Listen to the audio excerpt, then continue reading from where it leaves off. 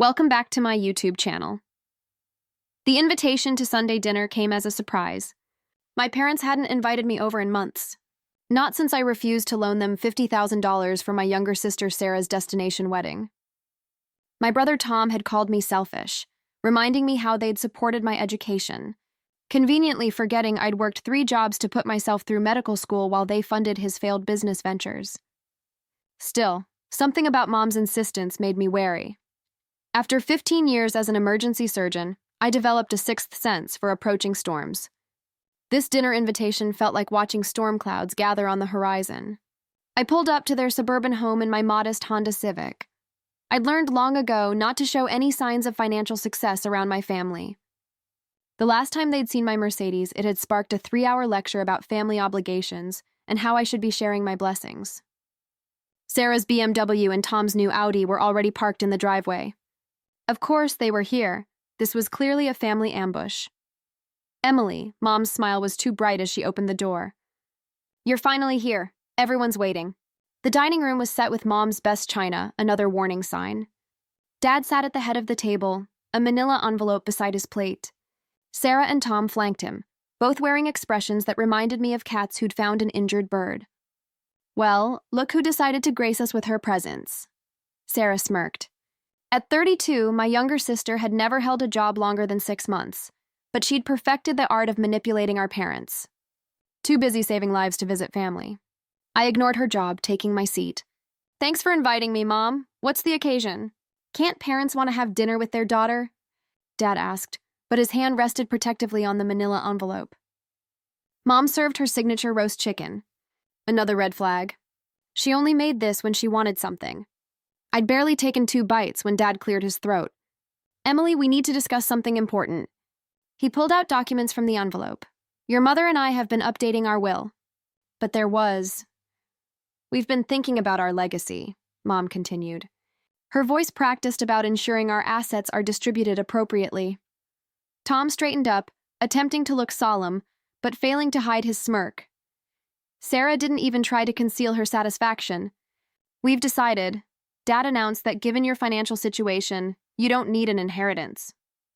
The house, our savings, everything will be split between Sarah and Tom." I set down my fork, the metal clicking against fine china. "My financial situation."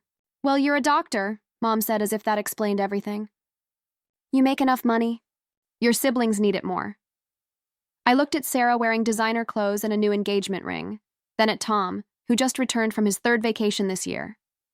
Neither had ever supported themselves fully, always relying on our parents' generosity. "Besides," Sarah added sweetly, "you turned your back on the family when you refused to help with my wedding. Family should help family." Mom placed her hand on the will, her eyes meeting mine with a coldness I'd never seen before. "You won't get a single cent, Emily. That's final." The room fell silent, waiting for my reaction. They expected tears, protests, maybe begging. "Tad," I smiled. "All right," I said calmly, standing up. "Then don't expect a single cent from me either. Not now, not ever." "What's that supposed to mean?" Tom demanded. I picked up my purse, my voice steady. "It means exactly what I said. Don't call me when you need money. Don't call me when there's a medical emergency.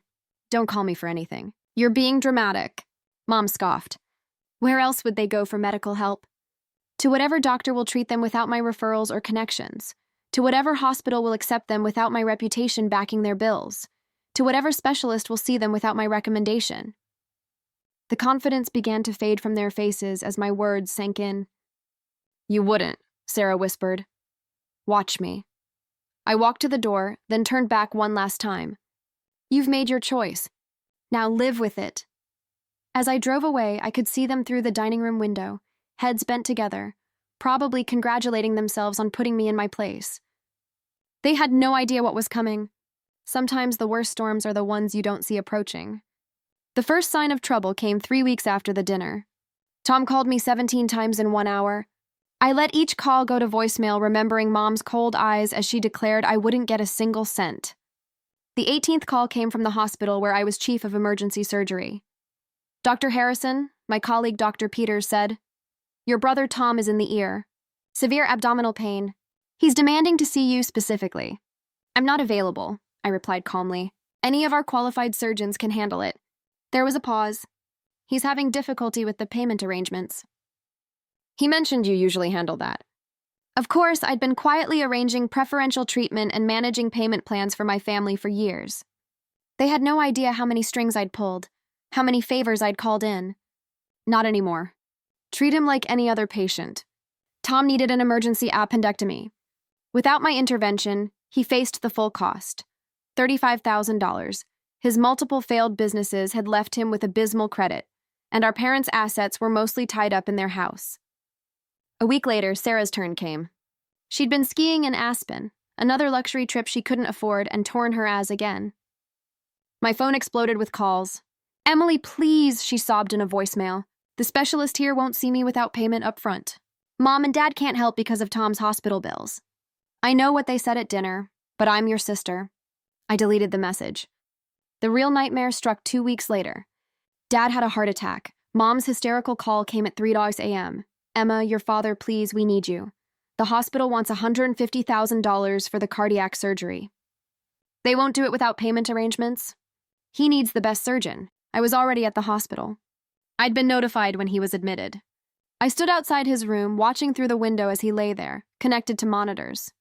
"The best cardiac surgeon," I said into the phone. "That would be Dr. Williams, who coincidentally only takes special referrals, usually from me." "Emily, please." Mom's voice broke. "Whatever you want, we'll change the will. Anything. This isn't about the will anymore, Mom. This is about years of taking me for granted.